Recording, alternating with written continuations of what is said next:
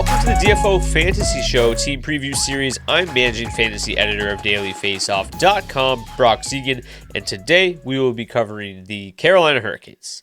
The Hurricanes have been the NHL's best regular season team over the last 4 seasons, winning 66.9% of their games, while ranking tied for 6th in goals per game and 1st in goals against per game. So they've been absolutely fantastic for fantasy hockey across the board, from the forwards to the goalies to the defensemen, and that should continue in 2025-26. The sportsbooks absolutely love the Hurricanes. They have them as the best regular season team again this year, projecting them at 107.5 points, which is half a point better than the Panthers, Oilers, and Golden Knights at this point. Now, if we take a look at the projections, there is no shortage of forwards to draw from when you're drafting the Hurricanes this season. And honestly, they all come with relatively modest draft costs. Sebastian Aho is the first one coming off the board right now with a 62.5 ADP. That is the 6th round in 12-team leagues. And Aho has been remarkably consistent over the years, but he kind of just lacks that elite upside of the other forwards that obviously go in the earlier rounds. But in a 6th round pick, he provides you with plenty of offense. He's available every game, rarely misses time, and he's a guy that's going to contribute 30 to 35 goals and 40 to 50 assists, really without any questions at all. He's just that consistent. After Aho, Seth Jarvis and Nikolai Ehlers are going off the board in the 7th round with picks 81 and 82. So they're going back-to-back at the moment. Let's start with Jarvis, who has triple position eligibility, so really provides a lot of flexibility for your roster, and he's improved his offensive numbers in each of the last 2 seasons. He missed 9 games last season, but he was on pace for 36 goals and 39 assists. That's 75 points. He was also on pace for 225-plus shots and 100-plus hits, so he will cover a lot of different categories, and as I mentioned previously, he's available to play center, left wing, or right wing, so really provides a lot of flexibility for your fantasy lineup. Ehlers, meanwhile, seems to always leave fantasy owners wanting a little bit more. A breakout has really seemed like it's been on the horizon for basically a decade, yet he has just a career high of 64 points. Usage in Winnipeg over the last 3 seasons is really what's held him back. He hasn't played over 16 minutes per game since 2022, but he's signed with a Hurricanes team that kind of rolls all 4 lines very similarly to what the Jets did. So it's hard to really say for sure that he's going to see even more usage in Carolina. It's going to be something that you're going to have to gamble on and just hope for the best.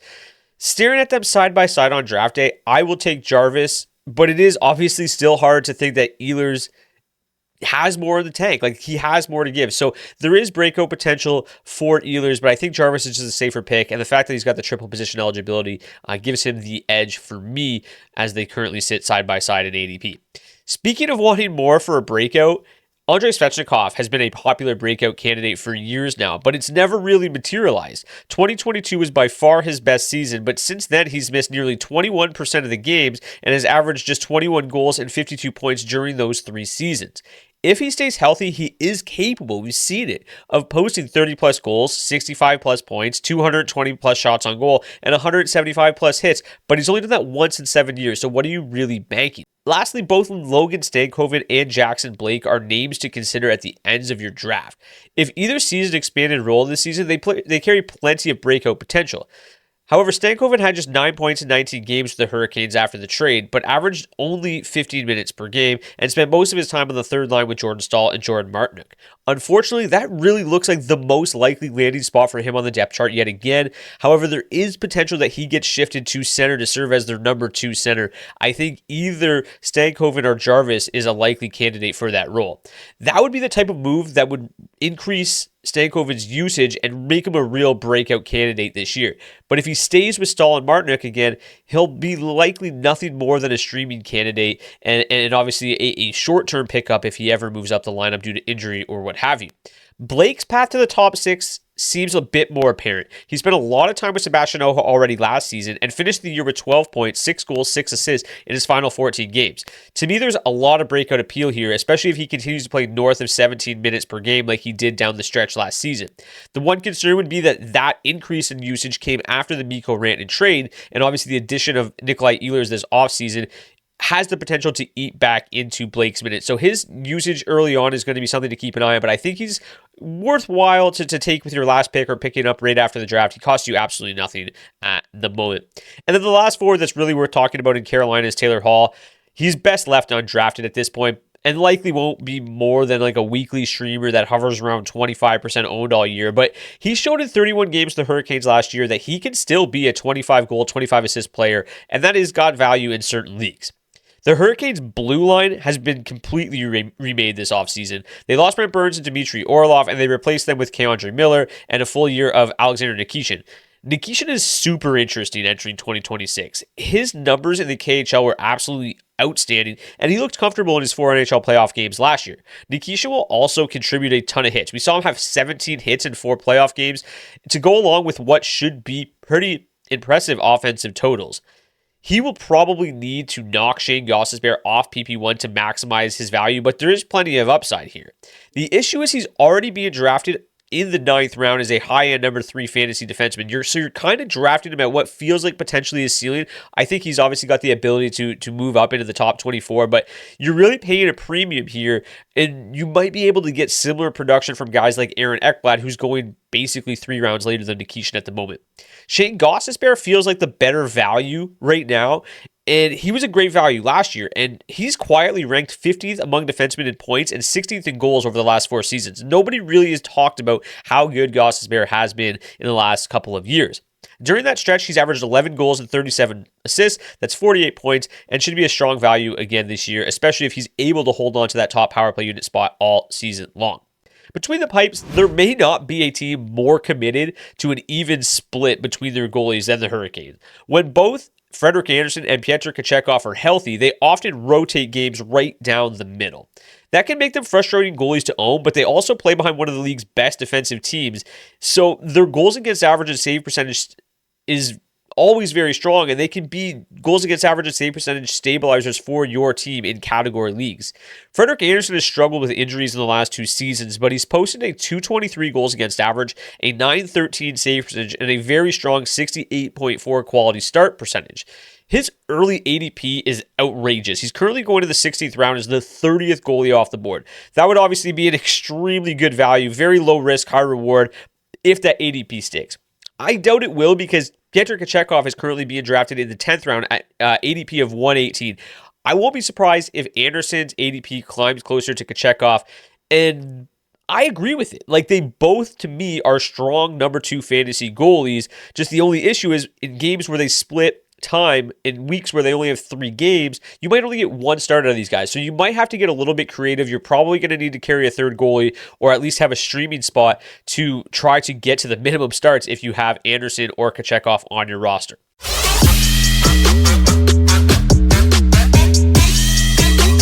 And I'm now joined by Cory Lavalette of the North State Journal and The Athletic. Cory, thanks so much for joining me today. How are you today? Good. Thanks for having me. Thanks for coming on. We've got a lot of Hurricanes. You know, that team is so interesting from a fantasy perspective. A lot of really, really good fantasy assets that we already know about. Sebastian Aho, Jackson Blake, an up-and-coming player. Who's a player that you really think is going to break out in 2025-26? I would really keep an eye on 2 guys. First of all, Seth Jarvis, especially if he moves to the middle. I know that faceoffs can be a thing for fantasy players. So if he makes the move to the middle, there's also a possibility that'll be Logan Stankoven moving to the middle, or they both stay on the wing. But I know that's something. And if he moves to the middle, I think Jarvis has a chance to be even more impactful than he already is. And then Alexander Nikishin. I think they're really, really excited about him. They have high hopes. We'll see how he adapts, but it was really impressive just 4 playoff games. How many big strides he took just in a few games was even surprised them. Yeah, those are 2 super interesting names. Jarvis first, what do you think the likelihood is that he actually moves to the middle this year? Well, I don't know that you can be a Stanley Cup contender legitimately if Jesperi Kotkaniemi's putting up 30 or 40 points, if he even hits that in the middle. So they've tried to go and get impact players to play up front. They've landed a couple wingers that didn't work out. Jake Gensel obviously played well here and didn't resign, and then the whole Mikko Rantanen situation.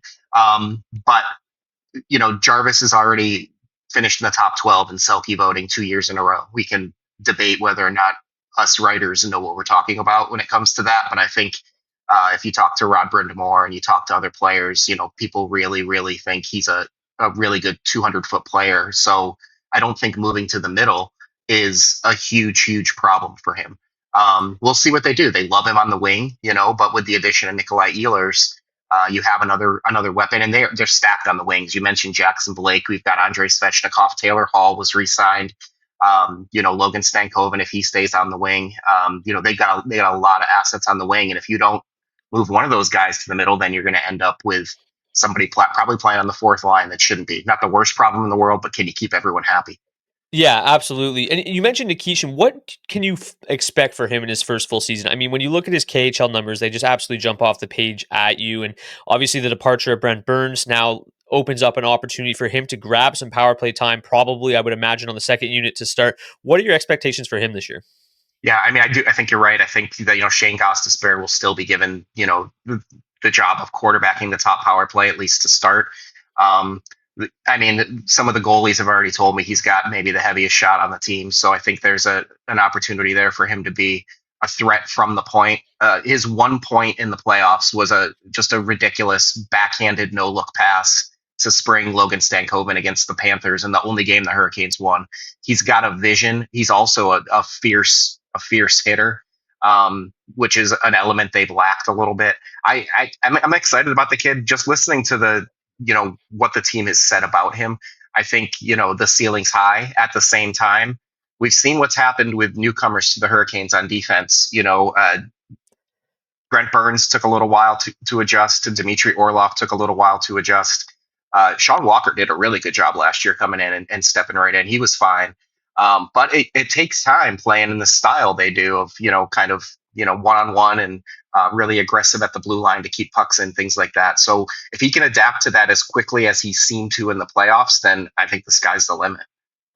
One player you also mentioned already was Andrei Svechnikov. He's been a popular breakout pick for years now, and it's actually crazy to think that we're going on year 8 already for Svechnikov. But so far, only a career best of 30 goals and 69 points. What do you think the true ceiling is of Andrei Svechnikov? Like, should fantasy players stop expecting a massive breakout and kind of maybe accept a player that's probably just a 30-goal, 65-point player? Or do you think there's more in the tank still? I mean, I think there's more there. The question is can he put it all together? He had a really tough year last year. There's no doubt that he was very inconsistent. He wasn't happy with his season. I don't think the team was thrilled. And then he got in the playoffs and he was their best player for the first 2 rounds.